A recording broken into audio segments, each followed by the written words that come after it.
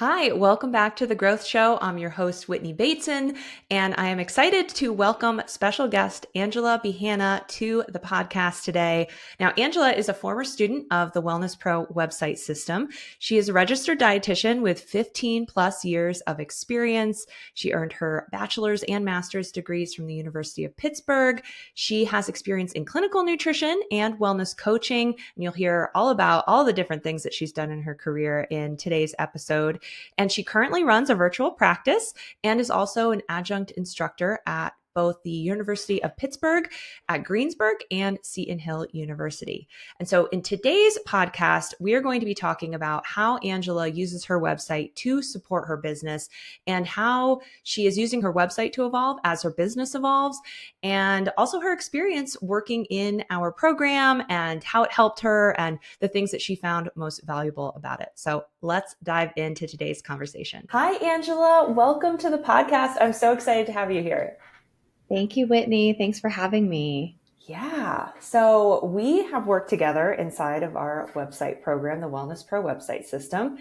And we'll get into your website in a moment. We'll have time for all of that. But I would love to start off by having you share what you're currently doing in your business and what inspired you to start it. Yeah, so I am doing virtual nutrition counseling. I started my business back in 2020 when telehealth was being covered everywhere. And so I figured I was working a full-time job at that point. I just had my second child. COVID was a rough time, working and working at home with the kids. And I always had wanted to do something for myself and work for myself, but it seemed like this was an opportunity to just say, hey, let's give it a shot.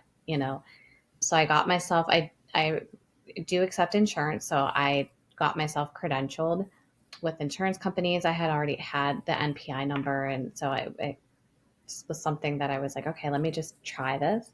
Yeah. And it really just blossomed. I mean, eventually I was able to make this my full-time gig. Yeah. Oh, that's awesome. So were you in your job before the counseling? Was it also counseling work or were they like two different things? Yeah, it was. I worked for an insurance company and I did telephonic counseling actually. Oh, So okay. it was a part of an insurance benefit that members would get. So I Mm-hmm. felt like I had a ton of counseling experience, although, being on the phone versus face to face or online with somebody is a little bit different, but it seemed like a kind of seamless sort of way to go.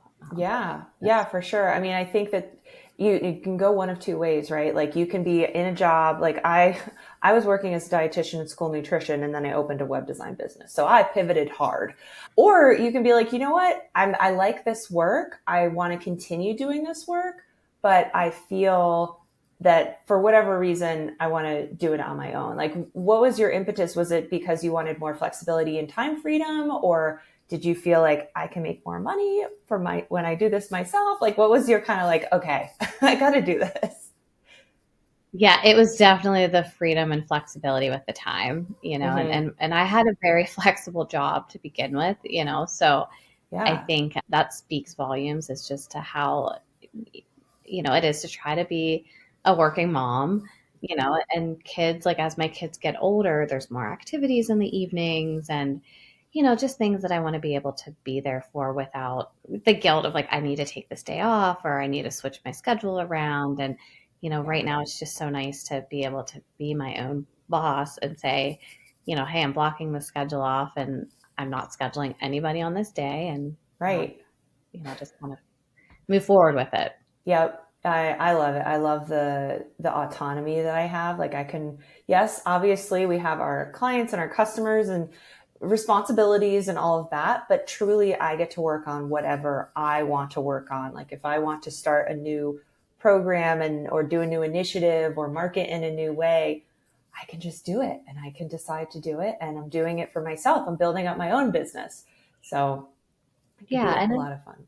and I feel like it's like given me more push to try opportunities that either I wasn't available for in my full-time job or just, like again, like a building a website or a blog, which that's still something that I have to make time for to do more often. But, just other things, programs, just the creativeness kind of opens up more when you're with working for yourself. Yeah, I found when I was working for someone else that I was nervous to even establish my own identity outside of the business a little bit, which I think people are becoming more and more okay doing that. People are having a job and then they have this amazing like brand and personality on Instagram or something, and they're building that up. But I do think it just makes you feel more free to be able to say what you want and really establish in your own perspective and point of view for yourself. So that's really cool. So at what point, how long did you have the business and the full-time job? Like when did you decide, okay, I'm ready to quit and go full-time into the business? So I think it was actually, let's say I started the summer of 2020. And then by the spring of 2021, I had quit my full-time job. I did actually get like a casual job. I actually went back to clinical to my old roots. At first, I felt a little nervous because, again, I Mm-hmm. had been doing counseling, but I had a hospital that was 5 minutes from my house. And the one thing about clinical, it is always hiring, so I felt like Uh-huh. it was like riding a bike, and so I was doing, on the days that I wasn't working, so I was casual, I would Mm-hmm. schedule clients, and then I was still able to kind of supplement an income until I built up, Yeah. doing the hospital work. Cool. I love it. So like just a bridge kind of job. And I think it's just a great reminder that there's so many different ways to approach getting into your own business and changing what employment looks like to you. And it doesn't have to be this straight path or this like all or nothing. Mhm. Like everyone takes a different amount of time to decide when they're ready. But I think also sometimes we can wait too long. Like I know I I had difficulty quitting my full-time job just because I was just scared, and there were a lot of emotions. So it's also finding where is it that there's just maybe beliefs or emotions holding you back, or when is it physical things, and how can you solve that by, okay, you know what, I'm going to take on a part-time job to just supplement me for a little bit longer or whatever. So love that you did that, and love that the business is going so well now that you're like, okay, this is it, this is going. So let's dive into that. First off, you mentioned website just a little bit, and Mhm. obviously that's how we met and that's how we started working together. So how has your website supported your business goals? Well, first off, I think it really just is me. I had a previous website that I just didn't feel was me. And so being able to go through the process of the program with you, it just really helped me to kind of put myself out there and be genuine and kind of show like I'm a human being. I'm not just like some copy, Yeah. while copy is part of making a website, but I'm not just some kind of like generic spiel on the internet. So Right. I really like that. And I've gotten actually really good feedback from, clients that would say, like, this really spoke to me, or, everything that you said in here. I have written a story just about, again, how after I had my son and COVID, like everything just kind of changed my relationship with food a little bit. Mm. And at first I was like, oh, should I put this out there? But it really resonates with the clients Yeah. that I I see. So that's one. And then the other one is, of course, having the booking flow of like I do discovery calls in my practice. Mm-hmm. So just having that streamlined and just saying, click, click. I even have on my voicemail now, if you'd like to schedule a discovery call, go to my website and schedule Yep. a time. So Oh, it's really nice. nice to be able to just send people there Yep. to And do. know that it's working and you can trust the process and all of that. Yes. Yeah. Yeah. Because I think one of the things too, when we're building a business, like we do have to spend time building each thing, but the more that we can build that thing and then have it work and then move on to building the next system and the next thing, you just keep stacking these things that are working for you behind the scenes. And that way it's like, okay, I figured that out. Let me move on to the next thing, or scaling up to have more customers, or coming onto podcasts like this, or whatever it is that you want to be doing, or taking more time to see your kids. It's having those systems in place that Yes. can really free up time and thought energy too. Yeah. Yeah. The systems are a big one. I think, like you said, anything that you can kind of do to put your business on autopilot. And for me, because I do one-on-ones so often, it's just, that autopilot of just booking and having that discovery call booked Hmm. is huge. I mean, that just saves a ton of time because then it's Yeah. that dedicated time. I'm not rushing somebody on the phone to call them back. I'm like, you know what? Either go to my website, book a time, or the time's already scheduled and I have that dedicated time to talk to them. Yeah. So we may have already answered this, but maybe there's additional things. What roles does your website play in your day-to-day operations?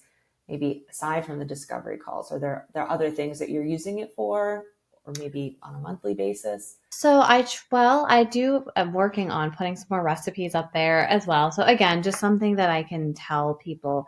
Oh, if I'm working with a client and I say there's like, I think I only have a few right now, but like there's a pancake recipe, it's on my blog, and they can go to Hmm. it. Those things are really helpful because again, it's like I don't have to then click and send. I can send them Yeah. to the source, which is also really nice. Yep. And then I think just, drawing people in and, like we said, the booking flow, those are kind of like the day to day Hmm. ways that my website has been really helpful in Yeah. streamlining the process. Yeah, yeah. And I remember, and you just mentioned this a little bit, I remember you sharing with me at one point, people getting on the discovery call and saying they already felt like they knew you and already felt like it was a good fit. And so I think so many times we're like, okay, they have to get on the phone and then we have to talk to them and all of that. But when our website can actually be almost having a bit of a conversation, it's a bit of a one-sided conversation where people are reading what we wrote. But I just love what you mentioned about putting some vulnerable, we draw our line in terms of like how vulnerable we want to be. But we are people. We want to work with people who have feelings and are going to open up to us as well, especially when you're counseling people. There needs to be that trust and all of that. And so having that copy on your site is helping people. I mean, I think you have FAQs on there too, Yes. probably? Yeah, because Yeah. I have just, which insurances I'm in network with.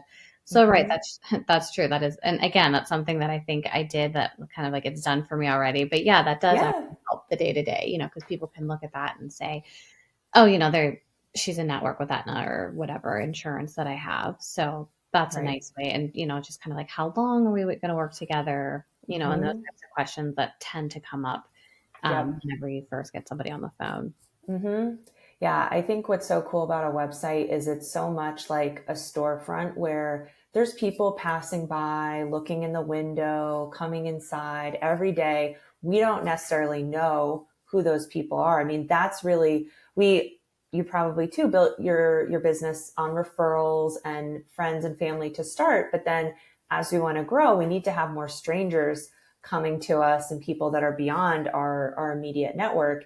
And sometimes I think there's this feeling of like, well, I I just need to focus on maybe some immediate things or whatever the case may be, but not realizing that there are people that you don't even know coming to your site and looking around and deciding if you're the right person or not.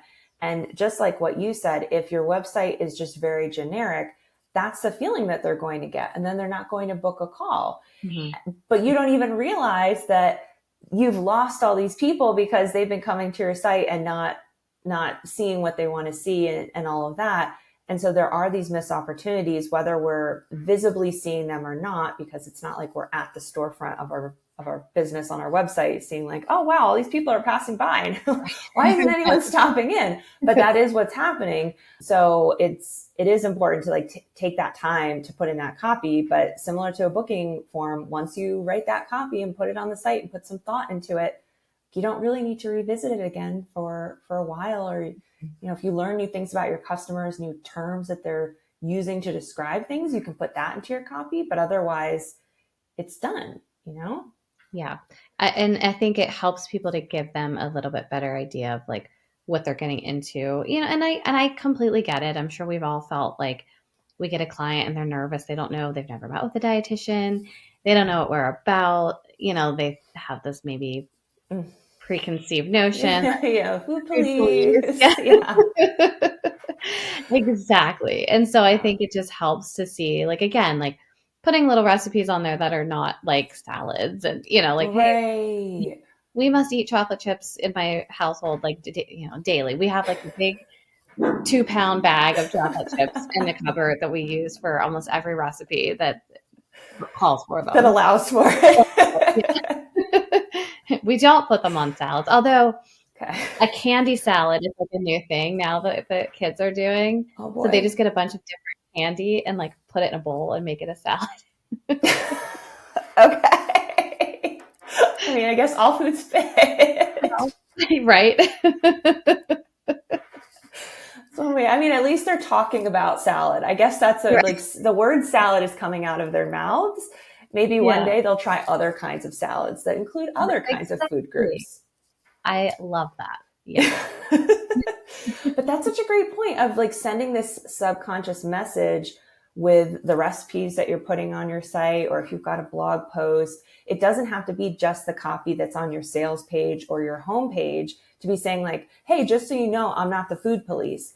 Like you're actually more through your actions showing I'm here showing you recipes and sharing recipes that are appealing and delicious, and they include oil and they include sugar, and there's still things that I would recommend. And that's just so cool. There's just so many different ways to get the point across to people of like who you are, what you stand for, and like the kind of experience people can have with you Mhm. besides even just the words and the copy. Yeah. So that's cool. I love it. Yeah. So let me ask you, what was your favorite part of the course that we worked on together, the Wellness Pro website system, and what surprised you the most about the process? Well, I loved the videos. I loved that I could like start, do it and stop. Like that's how I operate. So it was so helpful that if we were showing like how and I still go back to them. Like I still reference them because I wanted to Mm-hmm. fix something on it recently or switch my lead magnet. And so, you press play, okay, go to this, go to that. And so I'm just following along the tutorials essentially. And Mm-hmm. it's just so helpful. And it did surprise me like, wow, I actually did this. I Yeah. know how to use WordPress now. I can add that to my repertoire of skills. Right. Yeah. Yeah, so I love that. And I loved having the deadlines. One thing I remember that you said during the course, is that sometimes like you have something that you want to work on and you just need to just put a date on the calendar. Sometimes I think I personally just overanalyze like, okay, well, if I do it this time, then this, but it's like, nope, just put a due date on the calendar Yeah. and get as much as you can done. It doesn't Mm-hmm. have to be perfect. And that was Mm-hmm. also, I think, a really helpful message for me because the idea of doing a website yourself is so daunting and Yeah. thinking like it does have to be perfect. You go to other websites and they're like, these look beautiful and wonderful. And how can mine look like this? I'm Yeah. just a dietitian. I don't know, how to make websites. Yeah. Nor do I want to become a designer suddenly overnight, Right, right. Yeah. But it was fun. I had Yeah. fun with it. And then like I said, I love being able to reference it now, even Mm-hmm. still, because obviously you don't use it, you lose it. So, it's Mm-hmm. been probably a year, I think, since Mm-hmm. the website originally went live. So maybe Yeah. two, but going back and being able to like redo this, or if, like you said, if I want to reword something, um, Mm-hmm.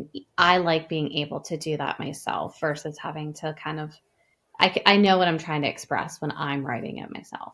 Mm-hmm. Yeah. And I remember your prior site, you couldn't edit it, or it was like a weird process, a really difficult process to It try and was, get it yeah, edited. it was like a third, there was a middleman, I think. Like Yeah. I could have done it myself and just sent it to them, but Mm-hmm. to me it makes sense. Like I just go in, I type it up and it's done. Like Yeah. it to me it was so worth the investment. Like I tell people all the time this was like the best investment I ever made in my business. Truly. Oh, I'm Yeah. so happy to hear that. I, Yeah, I saw some notes that you had sent us too about that it wasn't just the website, it was the systems and thinking about all of the different things that go into it. So it's like, it's kind of like the gift that keeps on giving a little bit, in terms of it's not, and I think that's something that I sometimes struggle to get the point across that it's not just, we're not just building a website, we're building like kind of all the little tendrils that how to attract people to your website with SEO and how to get those people on your email list. We go through that. And then, yes, editing the site and making sure that it sounds really good and looks really good.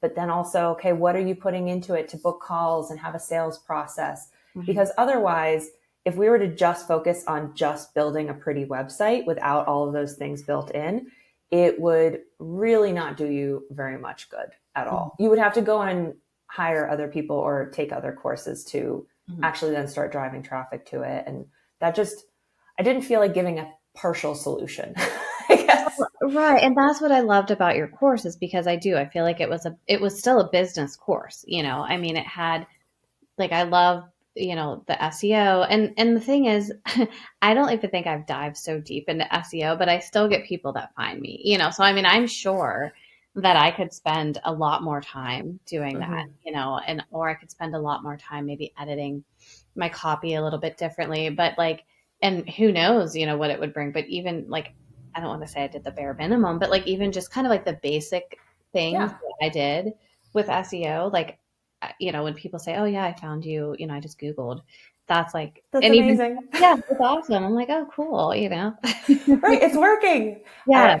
Yeah. Right. I think sometimes it can be hard for us to believe that story that like, oh, people can find you in Google, because if it hasn't happened for so long, you had a website or whatever and it wasn't working, it's like, okay, that's what people say, but is that really true? And it's like, no, it is true. Yeah. And Yeah. you don't have to, I love what you mentioned, Angela, about like the amount of effort that you put into some of these things, because yes, you can spend forever on you can spend forever on your branding, on getting clear on your customer and what their pain points are. You can forever on your copy, on your lead magnet, on your SEO, on your keyword research, on your blogs. You can spend forever, but getting it launched, and yeah, this was a message I said, it was like a launch site is a successful site. If you spend forever hemming and hawing over all of these different pieces, the site will just never get launched, and you'll have all these unfinished pieces hanging out there. And at some point, we do need to get everything close enough to being done so that it can launch. Like, we can't launch a website with a bunch of lorem ipsum placeholder text or broken links. So it's like we do need to get these things done at some point for the site to launch. But then now you know how to change them. And I think people sometimes think that a website is just like a static thing. Like, you pay a designer to get it designed that one time, and then there's not much you can, it has to be perfect at that point. You need to know all of your services, you need to know exactly what lead magnet you're going to do, and all of this stuff. And hopefully in my course, I got the point across that it is a living, breathing thing, and you have the tools to add new pages, to add new services, swap things out. I love that you swapped out your lead magnet. Like, that's what you should be doing and be Right. able to do. Because it evolves with you. Like, your business evolves, it evolves with you, and the website evolves with that. It's just, and so it's just nice to be able to have that, I think, control, to know that I know what to do, to go in and just do it. I don't have to like waste time emailing someone to say, hey, I need this fixed, and Yeah. it's just, it really doesn't take as long of a time as, like, I think sometimes in our heads we think it does, but like, again, just to go in and fix something and just have it be the way you want it, it's a really good feeling. Yeah. Yeah. Super empowering.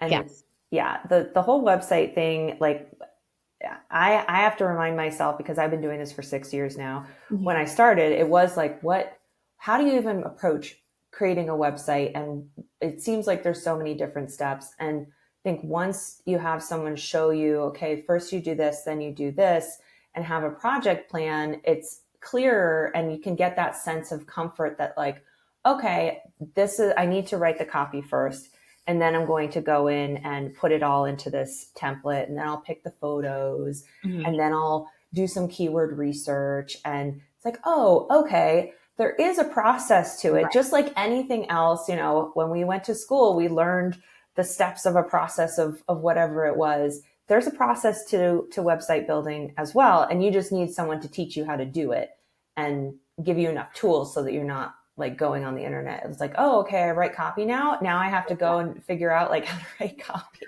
Right. And then you go, and it's just like how people probably feel with nutrition. Like, you go on and there's so many different, like, YouTube tutorials or what, and that was the other thing I loved about the course too, is you would always have like the links to, like here's a link to this if you want more, so you could Hmm. always dive deeper if you wanted to, but Hmm. again, it was just having that like deadlines and just kind of, and just knowing like other people were doing it. And that was helpful too, like having the cohort together and saying, oh, look at their site. It looks great, and Yeah. hearing in the one-on-ones, like, oh, I want to do this. And then they finally do it. And you're like, oh, this looks awesome. Like, this is what you were imagining that you wanted it Hmm. to look like. Yeah. Yeah. It is nice to know, like, okay, if I'm, we would get on the calls sometimes, the group calls, and someone's saying, oh man, I'm feeling really behind. And then someone else kind of raises their hand. They're like, I'm feeling behind too. And it's like, see, we all feel like that. It's just the nature, I think, of business in general, because there's always other things taking our time and our attention, and having a family and having all these other responsibilities. I'm one, and I think most people are, where it's like, I'm going to set a more aggressive timeline, because that at least gets me to move further, closer towards it. But things come up and you miss things. And I know when you were in the course, I forget how long we've been extending the length of the course, because I want to make sure people have enough time that they don't feel rushed, but I also still want to move people along, right? Because I think anyone, if I said, take 6 months to build your website, that sounds awful. Why should Mhm. it take 6 months? At one point when I launched the course, it was a 4-week course, because I thought, get your website done in a month. That sounds good. But that was very fast and very rushed. And so we try and give that spaciousness, so that it's like, okay, here's a suggested timeline to move yourself along, but Mhm. then also giving a little bit of breathing room, because life comes up. Things take us longer than we expect. We're dealing, like, I would love to hear your perspective on this too, like the self-doubt, or the analysis paralysis, or maybe some even like confidence when you're writing your copy or making decisions about things, and feeling like, oh, I don't know what I want to say about this, or now I'm like really second guessing myself. Like, how did that come up for you, and like how Oh, did you overcome oh, that? absolutely. Because I was like, all right, and then I think, I think it was just like having these deadlines and knowing, like, you know what, I need to put something on there. I can always change it, Hmm. and that's the other thing is like we can always go back, but it's like I need to launch this. And so, yeah, I was like, I'm just gonna just be genuine and be me and give my story, Yep. But it was sometimes it's like hard to like, how do I word this? I don't want it to be too wordy, and Yeah. then or too repetitive or like too generic sounding, Hmm. so definitely. But then it's like, okay, how much, like you said before, how much of myself do I put out there for people? Hmm. Yeah. Yeah, it's finding that balance, and then, like you said, just at some point being like, okay, it's good enough, let's move forward, I know how to edit it. Yes, So, yes. I can. Oh, and what's funny is I really haven't. I haven't changed it. yeah, I know, I mean, that's what happens. That's why, like, we do want it to be right, because it's like, I know I'm not going to come back and fix this Right. later. Right. Unless But someone was like, okay, this is really bad, But I mean, I haven't had anyone be like, this sounds bad. right. I've had, Right. people coming and telling me like, hey, I found your website. It looks great. I Yeah. really liked what you said. And so it's like more like reinforcement to just kind of keep it out there. Yeah. Well, also, people explore our websites and they're clicking around to all pages and looking at different stuff. So to put so much pressure on, like, oh, this one section isn't perfectly right, it's like they're not making a judgment off of that one section. They are going to different places and reading different things. They're coming to you from different places. Some people might find your recipe and that's the first interaction they have. And then they go to other parts of your site. Other people may come to your homepage or whatever. So yeah, to put so much pressure on like every piece being correct also is, it's tough, and people are forming a broader opinion, luckily. Right. Right. Yeah. Yeah. So, well, I know that you are working on a new course, Nutrition for Dancers. So Yes. can you share like a little sneak peek of what that's going to look like, and how your website is going to help you support and launch that? Yeah, so right now, I actually did, that's why I was updating my lead magnet. So, I was trying to gauge an interest in the course. But so we're going to talk about just really basic nutrition for dancers. I think sometimes dancers don't see themselves as athletes. So my daughter, just for context, how this came up, she is 11 and she does competition dancing. And then her first, I think she was 8 when she started on the team, and her first dance competition, she was miserable. She ate nothing. She was Oh, just burned out, no energy. And so, we want to encourage like good relationships with food, but also remembering that these kids are athletes as well. And so like, you know, it's okay if they're snacking on things that like maybe we think or parents think mm, shouldn't be snacking or shouldn't be sending them. But we also want to make sure that they're fueling with things that aren't going to upset their belly. And so it's just yeah. kind of like trying to navigate like what are some good um, ways to fuel both on like training, so like Hmm. during the week, but then on performance days, on competition days, or, again, if a dancer has a nervous tummy, how can we navigate it? Yeah. And then also Oh, just helping to thrive that relationship with food, long yeah. term. Oh, that's wonderful. Yeah. Kind of getting that message earlier that food is fuel, Mhm. that it's good for you. It helps you perform better, makes you feel good, Yes. Yeah. not being the enemy. So, Right, exactly. Because I know, yeah. I mean, again, like if the girls are sitting and eating, they're popping goldfish in right before they have to go on or Twizzlers or something. I mean, they need that quick fuel. So I think Hmm. it's just kind of like saying like, there truly is a time and place for every type of food, Hmm. out there, especially, on competition days. Yeah, and building that confidence because I know kids, or even adults, if they have a certain opinion Yeah. about food and they see you doing something and then saying, "Oh, you shouldn't be eating the Twizzlers before," Right. and all of that, and getting at least some of that education so that they can be able to say, well, the reason I'm doing it is because I need this quick energy or, whatever, however an 11-year-old would Yeah, describe that. exactly. But so that those less supportive messages about food maybe don't make their way in as much, Yeah, or they can combat them. So exactly. oh, that's great. And so is this targeted to the parents of dancers and getting them to kind of foster those healthy habits with their dancing Yeah, so kids? I ideally would like, I mean, I think it's something like parents and kids can watch Mm-hmm. or go through together. So Oh, I think that would be a good pairing. yeah, I love that. And so Yeah. it's going to be fully self-paced, you think? Yeah, And it'll be self-paced. Yes. Yeah. So it's awesome. still definitely very much in the works, but like I said, I updated my lead magnet thanks to my website and try to get, some Mm-hmm. more gauge the interest. And again, I think it's one of those things that I just gotta launch it and put it out there. So that's one thing I've learned, Yeah. from doing the website. Like, okay, like you said, on to the next thing. Mm-hmm. Yeah, I love that you are testing some early interest on it too. I've recorded some past episodes because I know when I first wanted to like launch a course or something, I thought I needed to have the whole thing built out.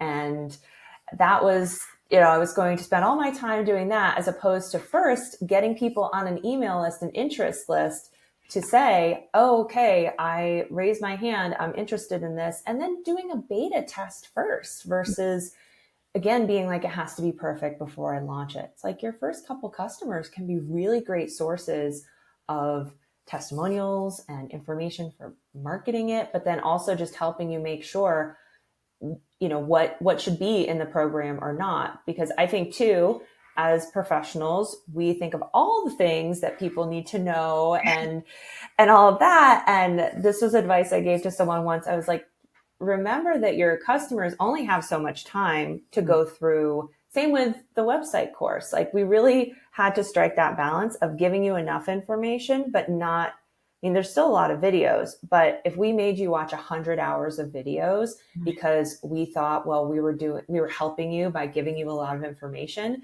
it's actually hurting you in Yeah. the end. But Yeah. then how do you know? And of course, you're never going to know exactly on that first try, but you guess. But then you get feedback from people to know what was missing or what was too much Mhm.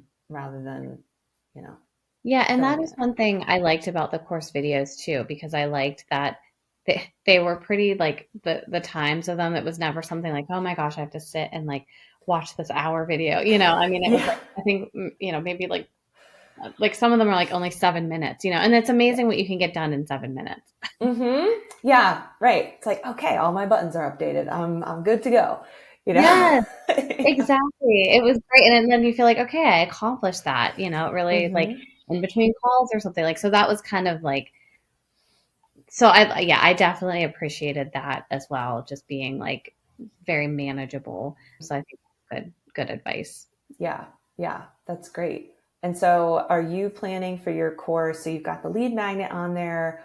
What other ways are you thinking of like launching it or getting your first people in there? Are you like talking about it with other moms and Yeah, so I am, I think, getting ready to do a team talk. So I'm going to talk about it then. Yeah. awesome. Yeah. So this is something very new to me because Yeah. I'm not, again, I think as dietitians, like we all have our niches, but I was telling someone too, again, just about evolving. Like, I think the profession can really evolve with you. So, like, I know in my early days, I was very heavy in like weight management. And now it's kind of moved again because my life has maybe moved this way, or just more contacts are more because of this, but like more family nutrition. I Mm-hmm. mean, I still do my fair share of, weight management, diabetes, but this is like something kind of like fun and kind of sparking like that excitement Mm-hmm. in me. So, yeah, so I think a lot of times like I'm getting questions from parents of like, how can I do this for my child? And, so that is pretty Yeah. exciting. So, yeah, so that's kind of how I'm word of mouth. I do have an Instagram account that I made. um, Mm-hmm. I'm not huge on social media, but I made it. It's at Dance Mom Nutritionist. So I've been trying to put Mm-hmm. a little, again, just little tidbits out there. And I do plan on making like an extra page or adding it to my services on Yep. my website. So that's like my Perfect. next step. Yeah. Yeah. Yeah, because I think, it's also thinking about where your customers are and where they're looking for information. If they are still Googling for things, or maybe there's a lot of Facebook groups or other kind of communities, online communities that they're in looking for information, then it's like spend your time there. Like, Yeah. don't worry about social media so much and Mhm. posting and all of that. Like maybe some great blog posts that are SEO optimized around the topic can be helpful. And Yes, I yeah, love that. good. Yeah. And then have your lead magnet in there, or when you have the course or you have a wait list going for the course, having that CTA and those posts going there. Because Yeah. I think, yeah, with marketing, there's so many different avenues that we can take.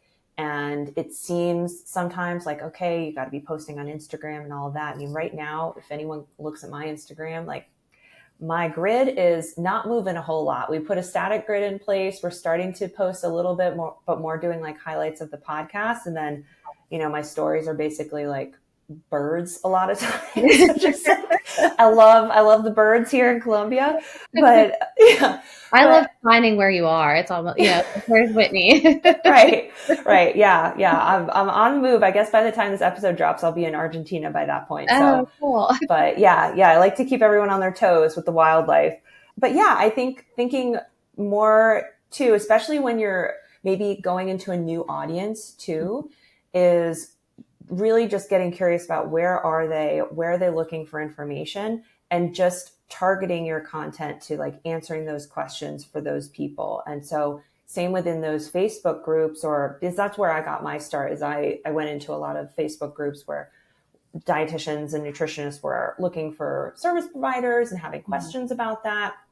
And I mean, basically every community still is on Facebook asking questions, but then there might be other platforms people are in as well. And having a lead magnet or two that you can be dropping in when you're answering a question, or a blog post or two that you can be dropping in, Mhm. or the link to your course page or waitlist page, like all of those are enough. And all you had to do was go and look maybe a couple times a week Mhm. at what people are asking and respond to that, versus having to think through a whole like Instagram strategy, Yeah. for example. Yeah. So I like yeah, that. yeah, Cool. Well, I'm excited to hear how it goes. Yeah, me So too. I will keep you posted. yeah, please do. So, okay, so I want to just wrap up. This has been so wonderful. What's one piece of wisdom you've learned as a business owner that you wish you had known earlier? Oh, I think it is to make sure to take your like time, your days, like your admin days, or just like you're scheduling those days where you don't have Mm, either clients or like heavy meetings, and just kind of like a day. I love that. I definitely have those days because, yeah, you need it. It's different. Even if you're having a meeting with someone that's, like this podcast interview, like it's not a client facing and all of that, but it's still like being on, and you have to be thinking about it before you get on the call, and then you have to kind of regroup after the call. So I love that advice, and I 100% agree. Yeah. So awesome. Well, anything else you would like to leave us with, Angela, before we wrap up here? No, I mean, I think I mentioned my Dance Mom Nutritionist on Instagram, and then I also for my business, Eat Well RDs. That's Eat Well RDS. And yeah, other than that, it was so nice to catch up, and I really appreciate you having me. Yeah. Yeah. Thank you so much for taking the time. And it was great to catch up with you too. And I think there was a lot of good little tidbits and insights from today. So thanks so Yeah, much. absolutely. Thank you so much for listening to today's episode of The Growth Show. A huge thanks to Angela for her time. Make sure that you check her out on Instagram at the handles that we have linked in the show notes, and make sure you check out her website as well and see what she's all about. Now, if you are ready to learn how to create a website that works for you, like Angela's, and have it be bringing in clients and income effortlessly, then you don't want to miss my upcoming masterclass. I'm hosting a website masterclass. It's free. It's called the Client Generating Website Formula. So in this 1 hour value packed session, I'm going to walk you through the exact steps to design and launch a website that acts as this powerful sales system for your business. And we talked about systems and the power of them in today's episode as well. So you can join me. There's 2 different times and days for the class. Tuesday, February 4th at 10 a.m. Eastern, or you have the option to join on Wednesday, February 5th at noon Eastern. And specifically, what are we covering inside the class? So you're going to discover how to turn your website into an automated client converting system. You're going to learn the strategies to transform visitors and browsers into loyal clients and customers.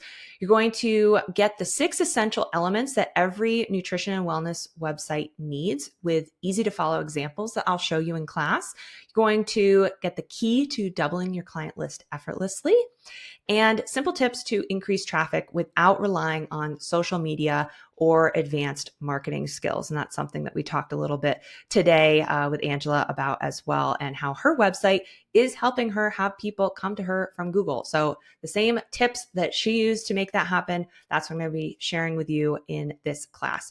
So make sure you grab your seat and register. Like I said, it's free. Go to whitneybateson.com/formula. Also, we have that link in the show notes, and I really look forward to having you there. And thank you again so much for tuning in to this episode. I will see you next time on The Growth Show.